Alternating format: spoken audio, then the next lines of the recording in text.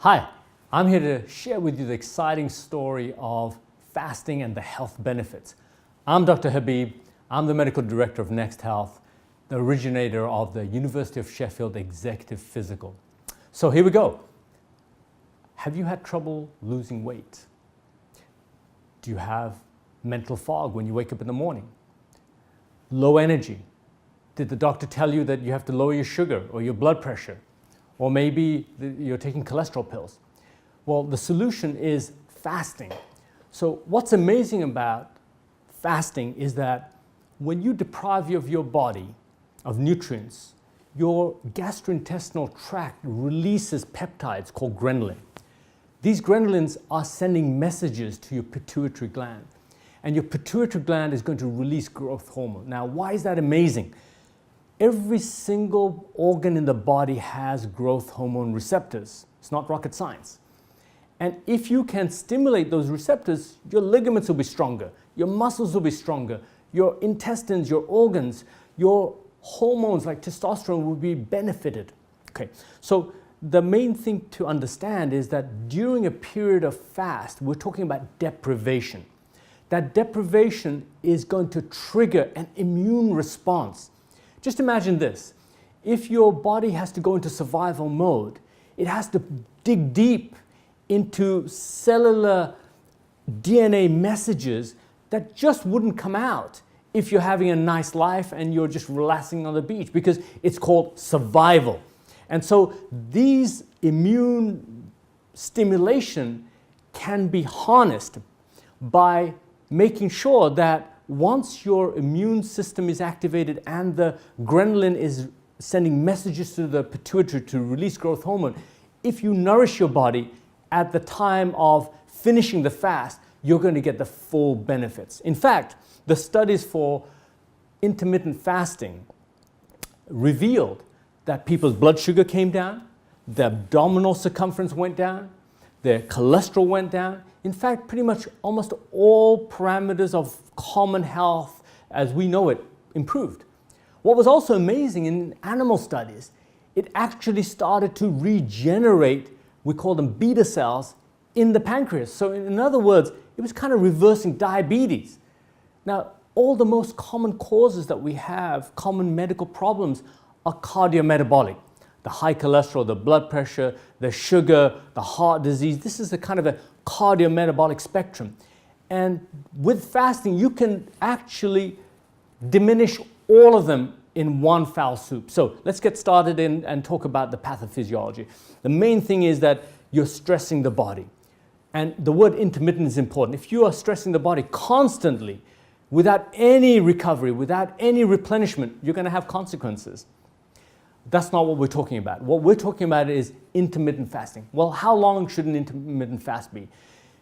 What should you do at the end of the fasting? How many times should you do fasting? These are kind of questions, so we'll try to elaborate a little bit more. So for me, the minimum amount of time for a fast should be 12 hours. You know, I think you really have to get over 14, and you're really hitting a great target at 16. I myself can actually go 22 hours. And the difference between wet and dry, we won't spend too much time on that, is to say that wet means you're drinking water, having some beverages, caffeinated, but not protein shakes, not nutrition, just fluids really. And a dry fast just means, you know, like during the month of Ramadan, where Muslims they refrain from water, they refrain from food from sunrise to sunset. Okay, so the operative word is stress, deprivation. The body kicks in the immune response. The gastrointestinal system sends ghrelin, which really is a signal to the brain to say, I'm hungry. Resist the hunger. For the average person, go ahead and replenish with fluid. Have some green tea, maybe even a couple of cups of coffee or tea as your choice. But just imagine that every time you're feeling the hunger, your growth hormone receptors are going through the roof. And the longer you can keep it going, as I said, 12, 13, 14, my advice is stay focused, distracted, busy, active, have a full day. It'll be so much easier. But particularly because you're thinking of the benefits that are yet to come. You have to visualize that every organ system is benefiting from that growth hormone stimulation. And so when it comes to breaking the fast, the first thing you want to do when you break the fast is probably just water, frankly. Then just imagine your body just waiting for nourishment. So if you give the wrong nourishment, you're going to get the wrong signal. If you put the right nourishment, you get the right signal. What I mean by that is, if you put good fats into your body, it's going to go right into your central nervous system. It's going to go straight into the good parts of the body, like the cell membranes, the lymphatic system. These are highly dependent on good fats, okay? So you put the good fats in, and what you're not doing is giving your body a surge of refined sugars, whether it's pure sugar or fruit or juice or smoothie. Refrain from that. When you're breaking your fast, try to think fat and protein, nuts, seeds, almonds, and if you're allergic to nuts, then seeds, pumpkin seeds, sunflower seeds.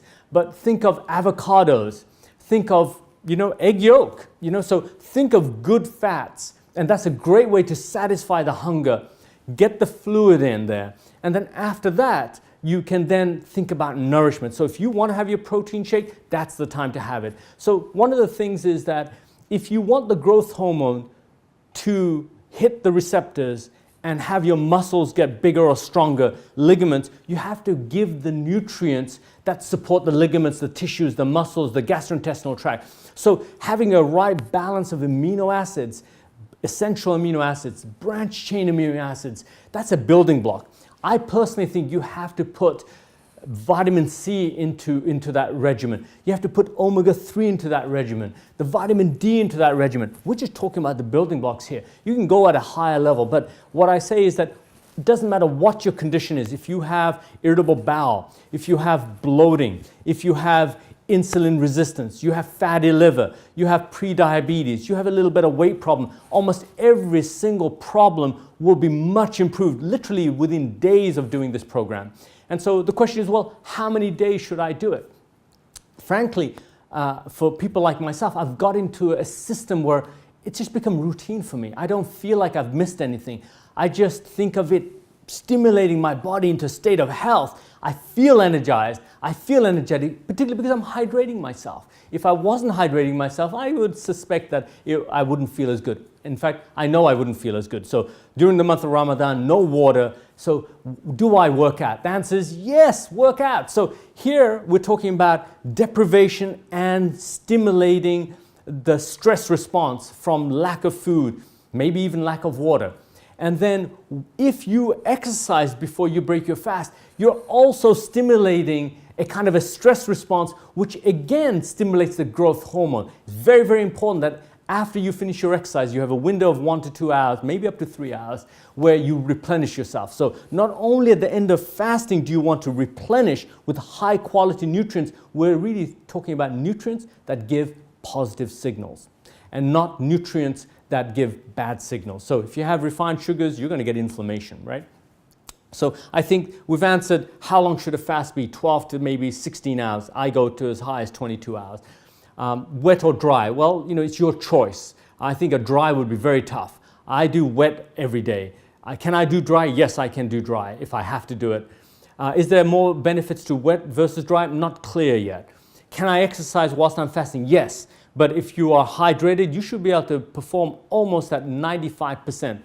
The one caveat from my experience is that if I start my workout with a small carbohydrate load like a date, and I have a cup of coffee, I seem to have a slightly better workout.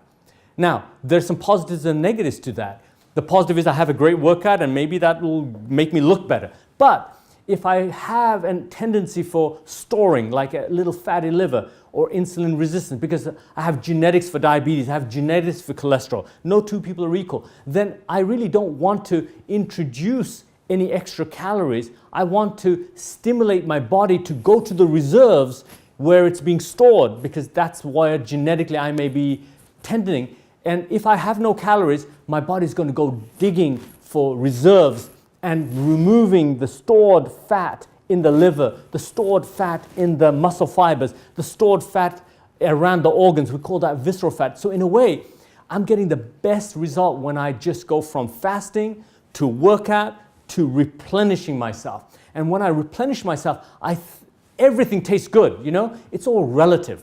So when you, the analogy I use is, if you have a slow car and then you have a nice car, a fast car, you really appreciate it.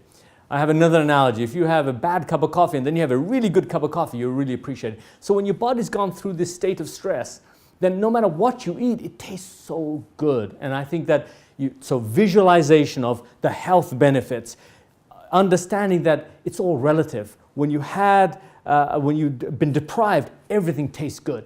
Just think of food as nourishment, and you'll see better results.